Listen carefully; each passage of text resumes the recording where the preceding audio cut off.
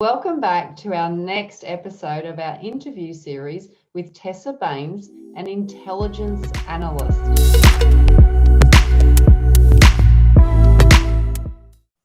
What does a typical day look like?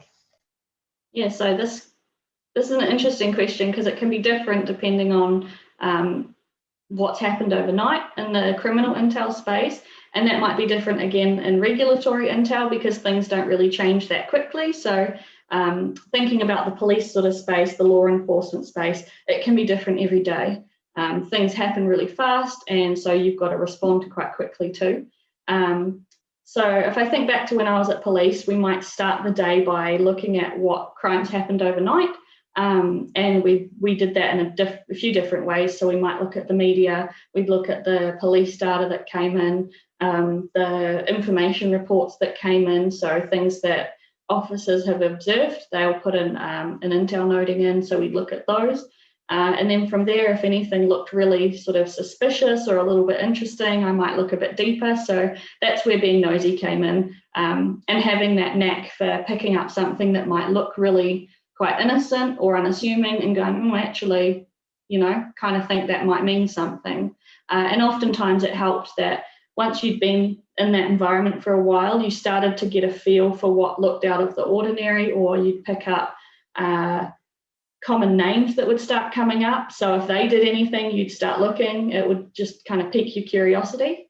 So a regular example of that might be if the regular offender's name came up, or if there was a little cluster of offences in one area, that might indicate that there's been one offender on a little bit of a spree, or if there was a lot of the same sort of crime type, even if it was dispersed across the police districts that I worked in, that might be interesting too. So say you've got an offender that heard their names popped up, you might start by looking at their police profile. You might get a feel for their history if you don't know what it is already. You might compare that with some knowledge of the police district around the sorts of crimes that have been happening lately, or the sorts of crimes that that person is particularly known for. And then you might do a search on social media. Again, the buy and sell pages were always quite interesting. You might look at news sites to see if anything's been reported, or just sort of anywhere that you might find information like that. It's quite there's a huge list of places you could look for that sort of stuff. It really just comes down to doing a Google search sometimes.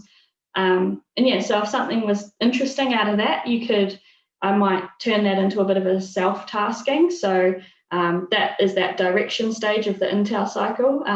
Typically, you'd get tasked by the decision makers. It'll be the police inspectors and things like that. But you can self-task if you found something that you think is really juicy or interesting. You can maybe just do a little bit of digging on that in your spare time, that kind of thing. And if something came out of that, you might then share that with your intel team, or share it with one of the decision makers and say, hey, I think this is really interesting. I think we should do something. And then from there, you'd start with that intel cycle around creating an intelligence product using that cycle. Some of the other things we might do would be occasionally we'd help with interviewing some of the offenders that were brought in overnight.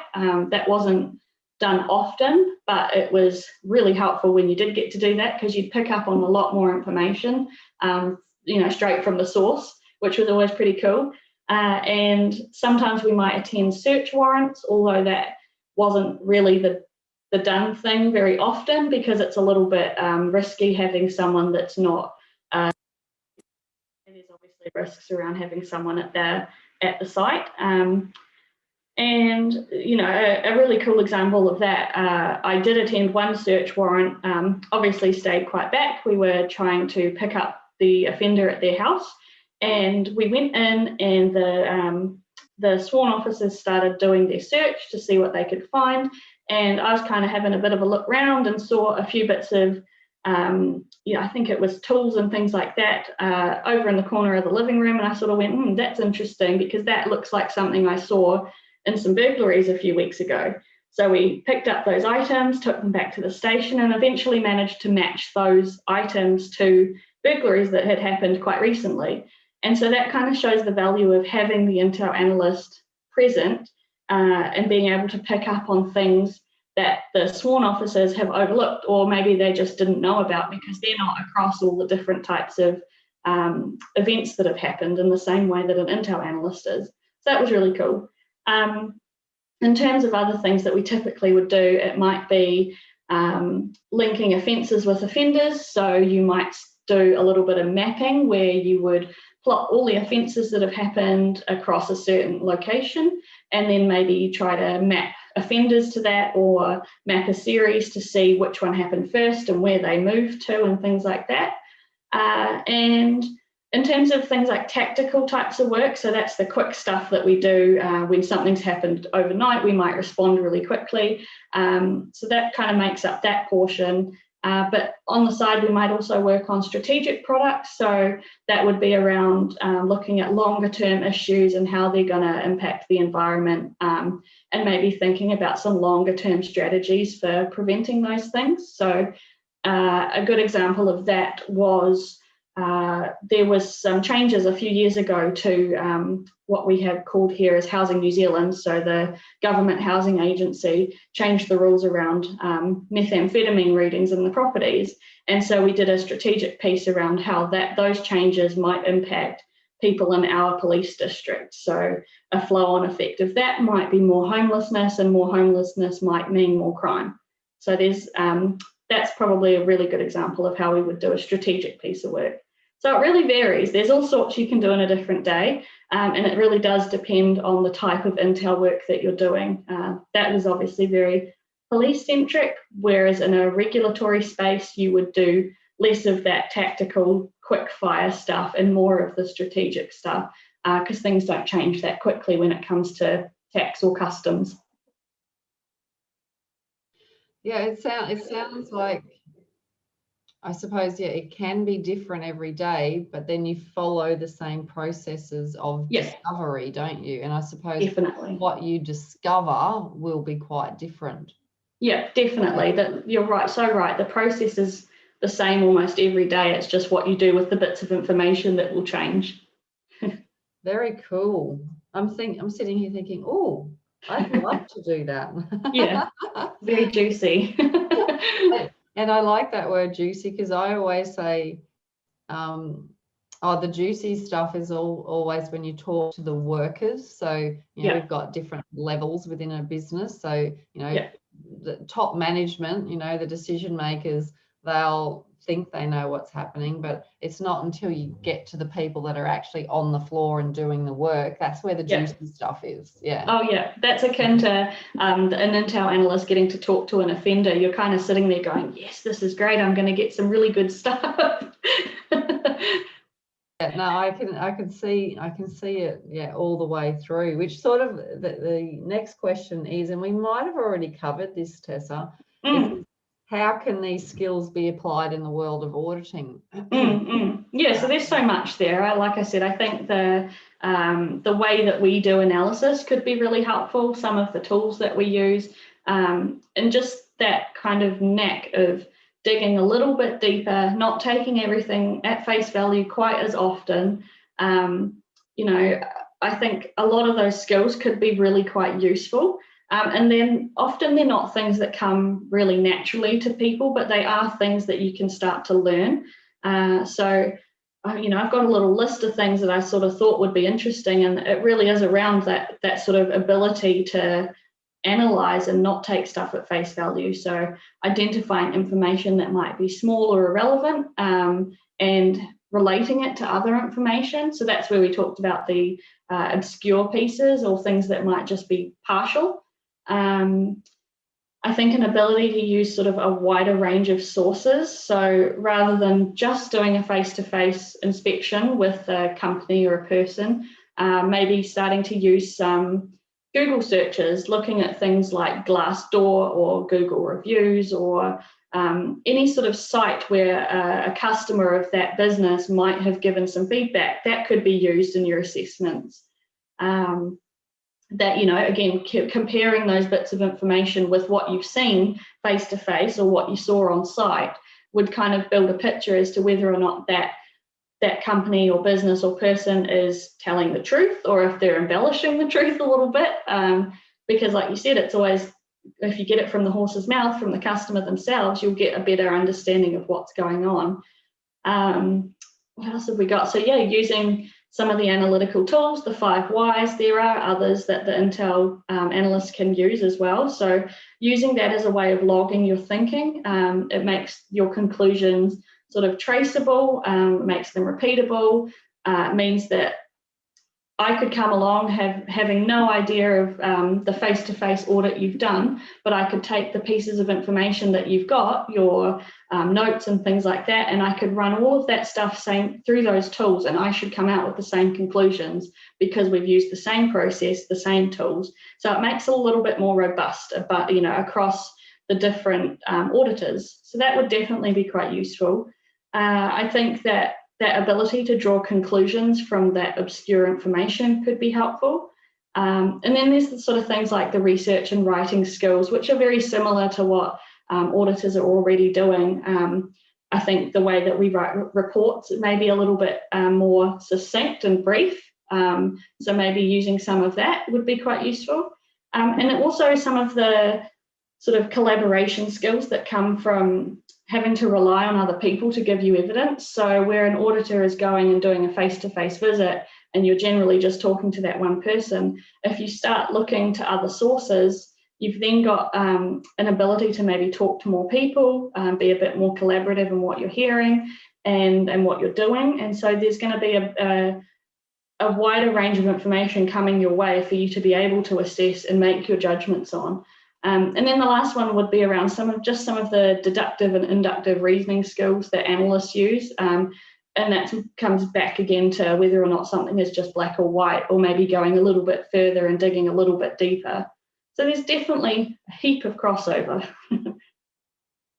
I think this part of the video series will be my favorite because I think you've opened up a whole new world of thinking, and as you were going through it, I was coming up with, oh yeah, I did that, but as I was doing it, I didn't realize that that's what I was doing, if if that makes sense. Like, that another time there'd been a serious incident with a staff member. I stumbled across that, but it was, and I love your idea of looking at Google reviews. Like, I always look on their website beforehand. But then I thought, what you just said, that, because I always joke, if you ask people, have you had any complaints from customers, and they go no, I always think, no, like, come on, there's always some sort of feedback. But yeah, there's some great takeaways there. So this section needs to be highlighted. So like, how can these skills be applied in the world of auditing? There's some great takeaways for people here. There's definitely so much too, like you say, something as simple as Google can have so much information on it. A Google review can tell you so much about a company, what they're up to, or if you've gone and done an audit and the company's giving glowing reviews about themselves, and then you look on Google reviews and everybody's saying it's awful, there's a bit of a disconnect. So that kind of would probably give you a bit of an avenue to ask more questions. Or, as you mentioned, if you've gone in and you actually know something that happened, if they don't bring it up, then that's going to make you question, what else aren't you telling us? What else do we need to find out? And that's kind of akin to those Intel gaps, the information gaps that we look to fill. And if we can't fill them, then you still note them. You say, we know there's a gap here, but we need more information. And even something like that could be so helpful for when you're putting together your audit report. You can say, look, we've identified this area, but we just don't know enough. We need to know more. And the company could either give you more, and then if they don't give you more, well, you're going to ask more questions. So there really is a lot you could do from something as simple as Google. Love it. Thank you for that.